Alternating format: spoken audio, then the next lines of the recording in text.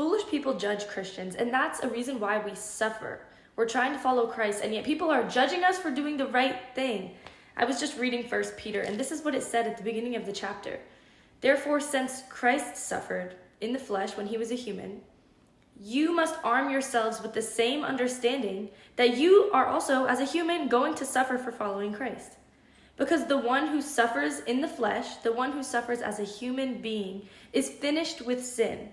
And you do the right things in order to live the remaining time as a human, no longer for the human's desires, but for God's will. For there has already been enough time spent doing what the wicked people have done. They carry themselves in unrestrained behavior, evil desires, drunkenness, orgies, carousing, and lawless idolatry, idolizing everyone and everything besides God.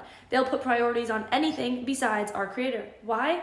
Because they know not what they do. And yet they'll judge you for what you do when you try to do what's right.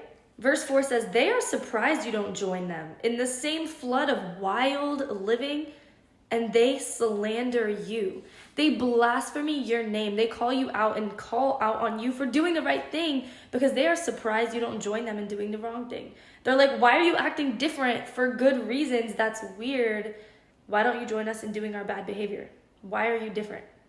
Verse 5 says, but they will give an account to the one who stands ready to judge the living and the dead. It says, this is the reason why the gospel, or the good news of Jesus saving us, coming to redeem us from our past. It says, for this reason the gospel was also preached to those who are now dead in spirit in their body.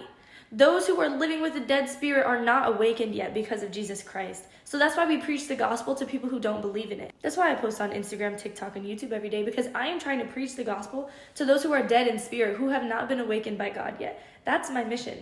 It says, so although they will be judged as a human being by other humans doing the wrong thing, they just might make that decision to live in the spirit according to God's standards. Human standards stink. We have so many high expectations, and none of them are actually realistic or good for us.